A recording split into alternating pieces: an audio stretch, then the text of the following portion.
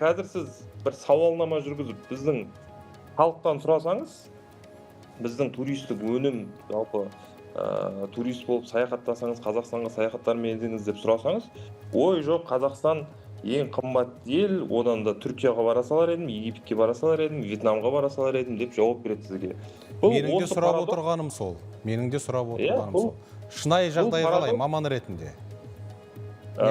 Яғни бұл қызмет сервистерінің және сапаның, бағаның әр жерде әр келкілігі.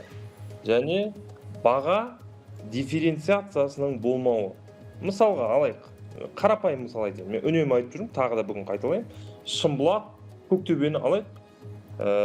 Шымбұлаққа үстіне бір адам барып келу үшін, анау ең жоғарысына шейін барып келу үшін, примерно бір адамға 15 мың теңгедей кетуі мүмкін.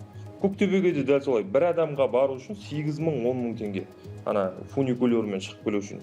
Енді біздің қазақстандар көбінесе саяхаттаған кезде бала шағасымен саяхаттайды, дұрыс па? Ол әйелі, бала шағасы, 2-3 баласы болған. 5 адам болып саяхаттайды, былайша айтқан кезде. Бір Шымбұлаққа барып келу үшін 100 мың, бір Көктөбеге барып келу үшін 100 мың теңге кететін болса, әрине ол қымбат деп айтады. Оның алып отырған жалақысы, орташа жалақысы бір 200 мың теңге болатын болса, ол оның жартысын немесе полный бір зарплатасын соған бір Көктөбеге, бір Шымбұлаққа барып келуге беретін болса, әрине ол оны қымбат деп айтады. Ал шетелден келген турист үшін, мысалға бағанағы айтып отырған 8 мың теңге, 10 мың теңге, 15 мың теңге деген қанша доллар? 10 доллар ма? 10 доллар, 20 доллар деген сияқты ақша. Ол 20 доллар, 10 доллар деген саяхаттап жүрген туристер үшін дым емес ол. Олардың бір зарплатасының мынандай бір мизерный бөлігі. Сондықтан осы жерде бағаның парадоксы бар бізде. Бұны қалай шешеміз деген кезде, мысалға кейбір мемлекеттер бағаны әртүрлі қою саясатын қолданады. Түркияда мысалы ашық түрде қолданады.